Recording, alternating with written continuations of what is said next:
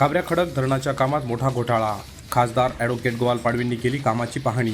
साक्री तालुक्यातील काबऱ्या खडक लघु प्रकल्पाच्या ग्राउंटिंग कामात बनावट सह्या करून देयक लाटल्याचा खळबळजनक प्रकार समोर आला असून या भ्रष्टाचाराविरुद्ध नंदुरबार लोकसभा मतदारसंघाचे खासदार ॲडव्होकेट गोपाल पाडवी यांनी आक्रमक पवित्रा घेतला आहे.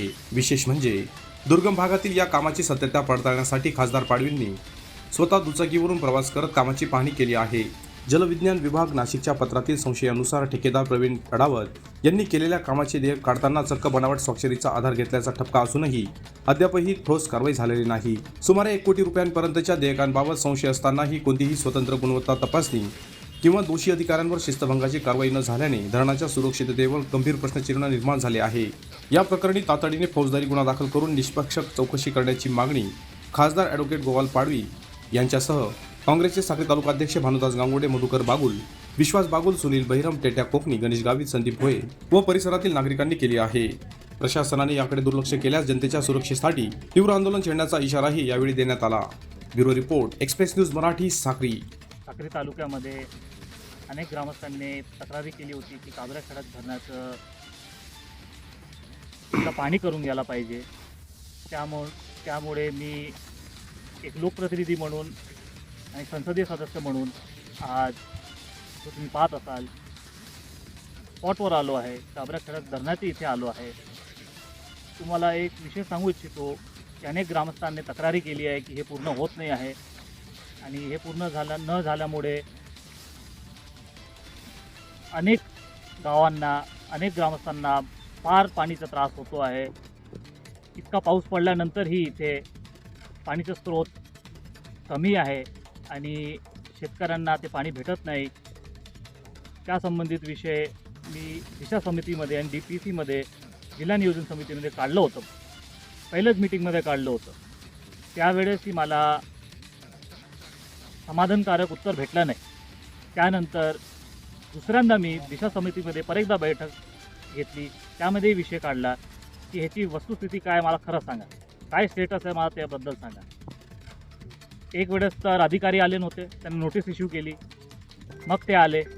त्यानंतर त्यांनी असं कारण दिलं की मागचे जे अधिकारी होते त्यांनी काहीतरी गडबड केली आहे.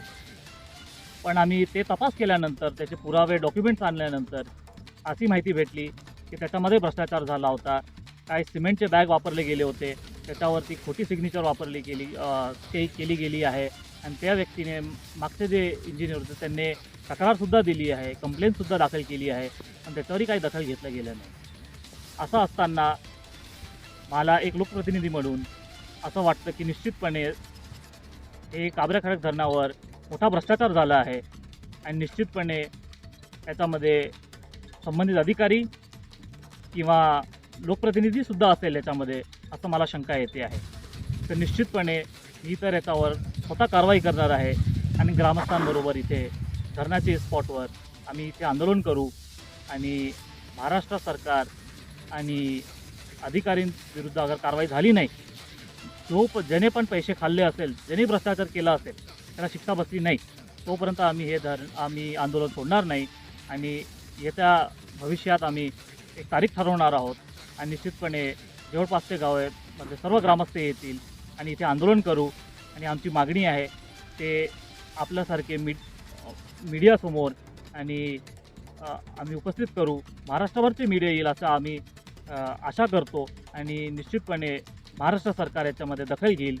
पण मी एक लोकप्रतिनिधी म्हणून एवढंही सांगू इच्छितो की भले राज्य सरकारचे विषय असला तरी केंद्र सरकारमधून, पंतप्रधान कृषी सिंचाई योजनांमधून मी स्वतः पाठपुरवठा करतो आहे आणि त्याच्यामधून परवानगी भेटली महाराष्ट्र सरकारकडून तर केंद्राचे निधी उपलब्ध करून हे काम पूर्ण करण्यासाठी मी स्वतः प्रयत्नशील राहील.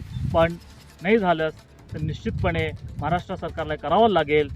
7 वर्ष झाले आहे आणि इतर माझ्या साक्री तालुक्यामध्ये आणि माझ्या नंदुरबार लोकसभा मतदारसंघामध्ये माझ्या शेतकरी बांधवांना न्याय मिळाला पाहिजे, यासाठी मी आपल्या माध्यमातून, मीडियाच्या माध्यमातून विनंती करतो.